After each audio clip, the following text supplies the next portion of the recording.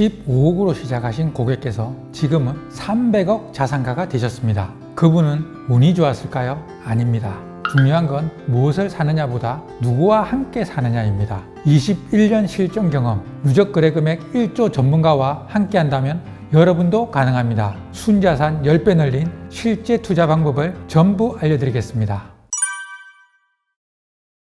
당시 그분은 대기업 임원분이셨고요. 당시에 이분이 뭐 이렇게 부동산 투자에 해박하거나 아니면 실제로 아파트 투자를 많이 하셨던 그런 분은 아니고 단지 일로서 이제 부동산을 몇 번 사고 판 그런 경험이 있는 분이셨습니다.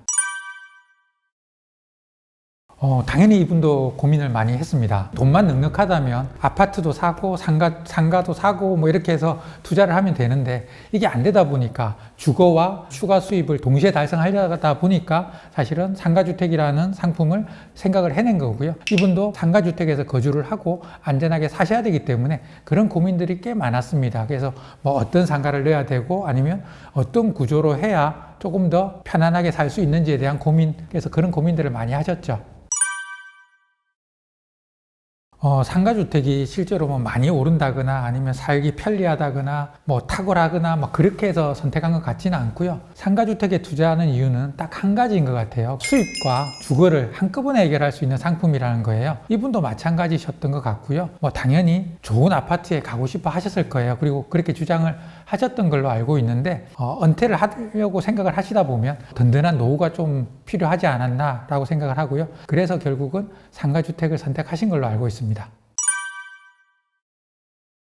아파트를 투자한다든지 아니면 상가주택에 투자하는 게 단기 투자는 아니잖아요. 어떻게 보면 뭐 10년 이상 이렇게 투자하는 장기 투자로 볼 수 있는데 저는 그 얘기를 많이 들었던 것 같아요. 뭐 건물주라는 게 제2의 직업이다라는 말씀을 많이 드렸고 그 다음에 그런 말씀을 많이 드렸어요. 아파트를 사신다 하더라도 대출을 일부 냈어야 됐고 상가주택을 하신다고 하더라도 대출을 일부 내야 되는데 상가주택 같은 경우에는 자체적으로 해결이 되잖아요. 아파트 같은 경우에는 이런 거죠. 받은 월급에서 이자를 내고 나머지로 생활을 해야 되는데 상가주택 같은 경우에는 어떻게 보면 빚이 조금 더 총량은 크겠지만 임차인들한테 임대료를 받아서 이자도 내고 수익도 가질 수 있기 때문에 궁극적으로는 더 좋은 상품이다라는 얘기를 많이 했던 것 같습니다.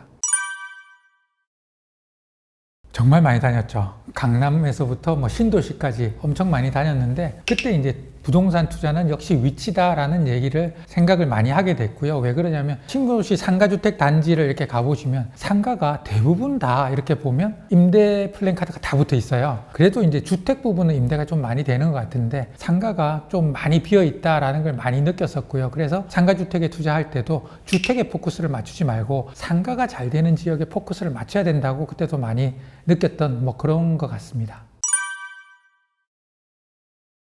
사실 그렇게 스펙 자체가 특별하지는 않았어요. 우리가 생각하는 그냥 일반적인 상가주택을 보시면 돼요. 5개 층으로 지었는데 지하 1층부터 3층까지는 임대를 주시고 4층, 5층은 주택으로 사용했던 뭐 그런 것들이었기 때문에 그냥 우리가 생각하는 상가주택 이미지를 딱 떠올리시면 뭐 그런 겁니다. 화려하게 잘 지었다거나 뭐 그런 건 아니었던 것 같아요.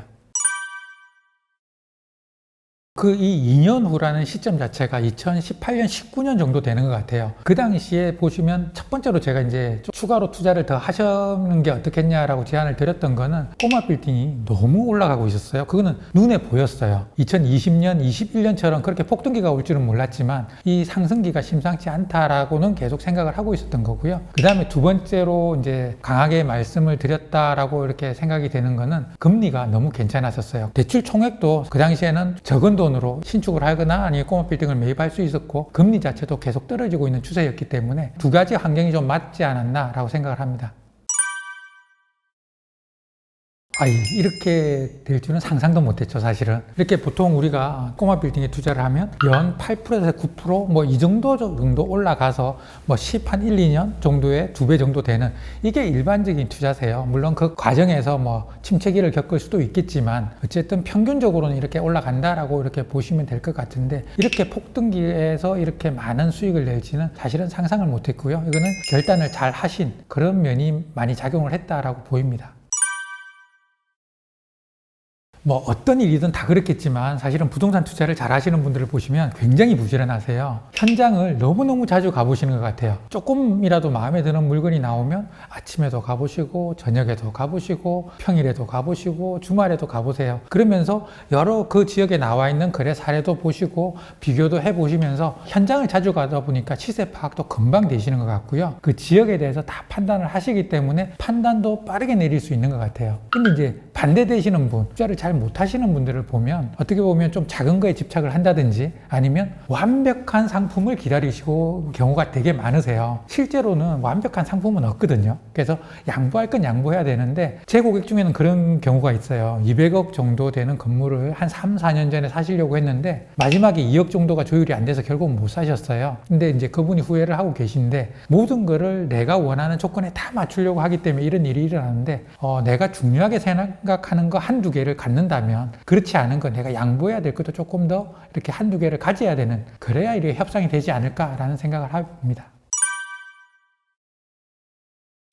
먼저 가치평가 보고서는 사실은 이건 감정평가 레포트라든지 이렇게 공신력이 있는 건 아니겠지만 어느 정도 마음에 드는 건물들이 몇 개 정도 셀렉션이 된다라고 했을 때 그 건물에 대해서 이게 어떤 협상 과정을 거쳐서 우리가 목표로 하는 가격을 이 정도로 했으면 좋겠다라고 해서 시장에서 팔릴 수 있는 가격에 대한 제한을 제가 이제 나름대로 드리는 거고요. 그래서 조금 비싸게 사신다든지 이런 걸 좀 예방하기 위해서 이제 제가 개인적으로 레포트를 작성해 드리는 거고요. 위클리 레포트 같은 경우에는 사실은 이제 좀 많이 아셨으면 좋겠어요. 정보 자체를. 어떤 게 팔렸고, 어떤 시장에 뉴스가 나오고, 이런 것들을 좀 아셔야 그래도 시장을 보는 눈도 넓어지고, 조금 더 깊이 있게 아시게 되고, 시세 판단도 할 수 있게 되기 때문에 제가 매주 이제 주간에 나왔던 건물 뉴스 중에 조금 필요한 것들을 간추려서 그런 것들 하고, 그 다음에 일주일 동안 거래됐던 내용들, 그 다음에 제가 추천하는 매물 2개, 이런 식으로 해서 이제 보내드리는 편입니다.